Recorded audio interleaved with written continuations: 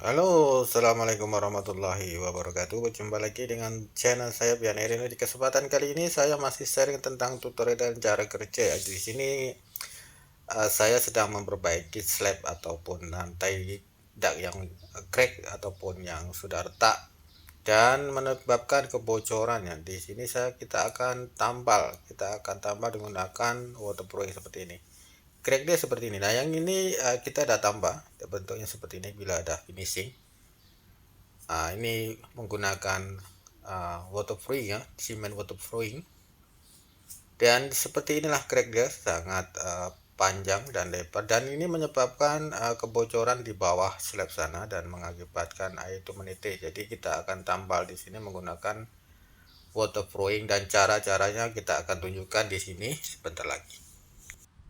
Dan cara ini sangat mudah dan jimat kos ya, jadi tidak perlu menggunakan berbagai macam kerja yang banyak. Kita gunakan seperti ini saja, kita potong dulu, kita perbesar dia punya crack dulu agar nanti dia punya cairan yang kita nak masukkan tuh bisa masuk dengan senang. Jadi kalau lubang dia kecil, kita nak tuang dia punya air waterproofing tuh dan kita nak tambah simen, dia tak cukup untuk ruang untuk masuk ke dalam rongga yang crack itu. Jadi kita akan potong seperti ini untuk memperbesar ya laluan air waterproofing itu untuk bisa masuk.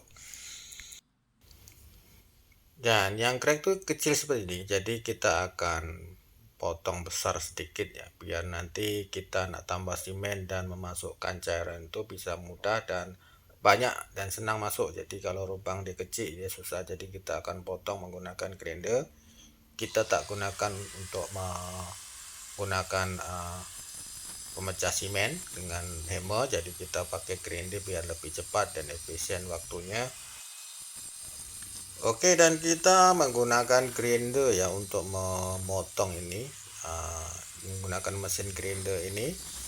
Dan seperti inilah kita ikutkan dia punya lining yang crack itu, kita perbesar dalam lingkungan 4 sampai 5 mm ya, ataupun dalam kisaran 2 atau 3 hun. Dan saya akan tunjukkan cara pemotongan yang betul. Yang seperti ini agaknya salah ya, karena debu dan abu itu mengenai ke badan kita. Jadi kita akan menggunakan mesin ini terbalik sedikit, atau dipusing atau ditebalikkan ya. Jadi penutup ini kita pusing dan juga grinder ini kita pusing seperti ini biar nanti debu dan hapu itu tidak mengenai ke badan kita. Jadi alur debu dan hapu yang kita potong di mengarah ke depan, jadi tidak mengenai ke badan atau ke muka kita. Jadi ini lebih selamat untuk kesehatan kita, tapi kita harus berhati-hati menggunakan grinder seperti ini. Jangan terjepit, nanti dia akan lari menolak ke arah kita. Jadi selalu berhati-hati dalam bekerja menggunakan mesin pemotong seperti ini.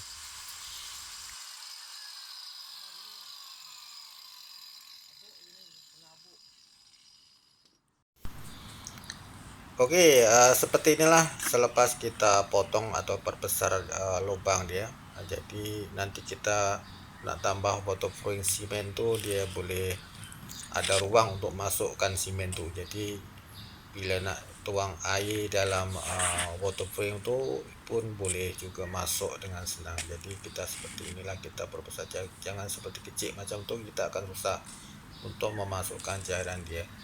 Oke, langkah selanjutnya adalah pembersihan tempat yang crack nih seperti ini. Kita gunakan penyapu dulu, tapi ini tidak maksimal ya kalau pakai penyapu, masih berada di dalam celah crack yang ini. Kita boleh menggunakan grinder ini untuk menghilangkan debu dan kotoran atau habuk ataupun batu-batu yang tersisa di celah-celah yang crack ini, agar nanti bila kita nak tuangkan waterproofing cairan dia akan senang masuk ke dalam dan rongga crack itu terlihat jelas. Kita gunakan seperti ini untuk pembersihan, jadi tidak perlu menggunakan alat lain. Kita boleh gunakan grinder ini untuk menyapu batu-batu kecil yang ada di dalam ruang yang crack ini.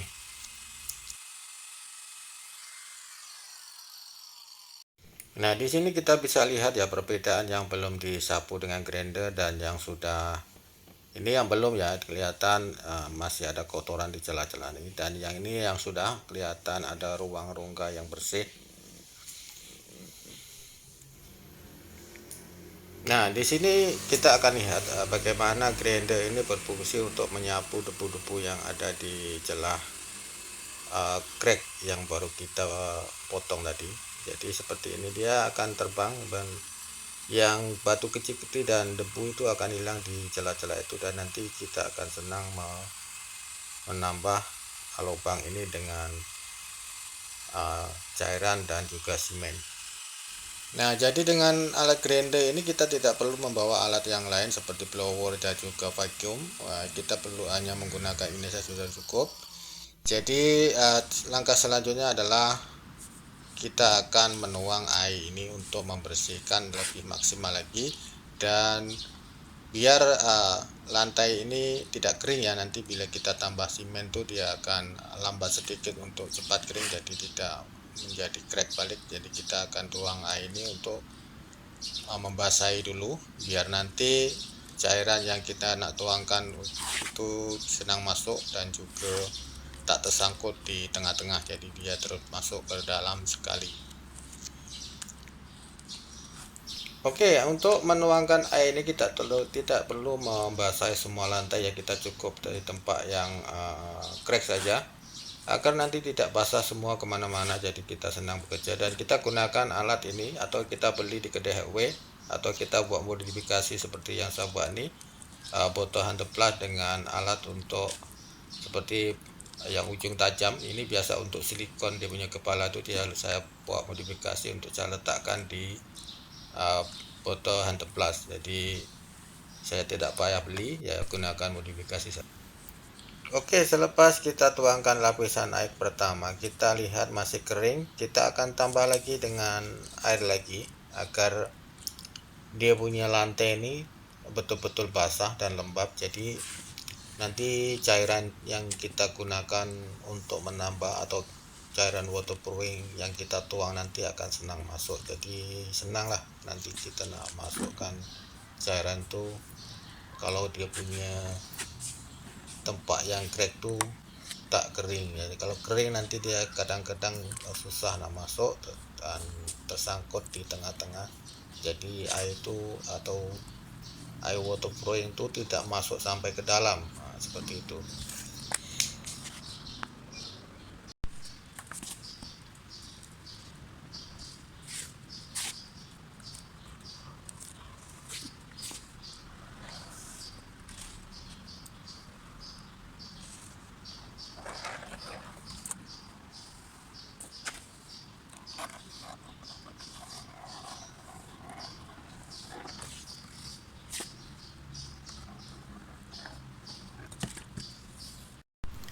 Dan langkah seterusnya adalah kita akan menuangkan cairan waterproofing atau ya sejenis gum ataupun sejenis lem ya, tapi yang cair ya sejenis waterproofing.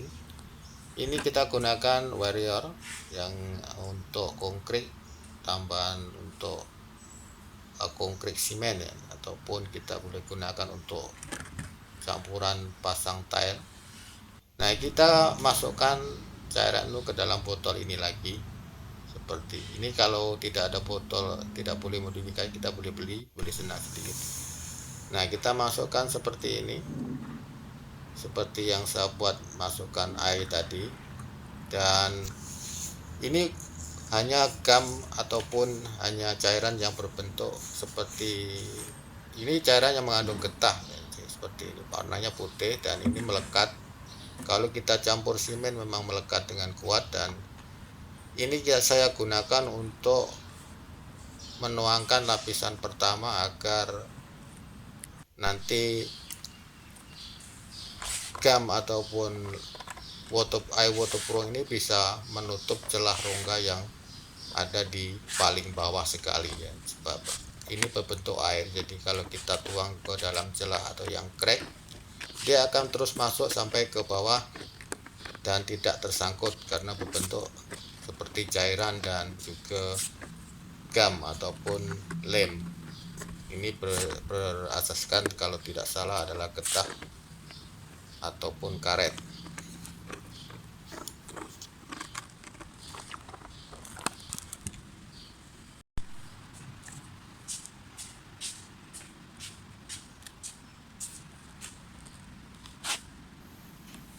Kita tuangkan di semua yang tempat crack yang baru kita bersihkan tadi.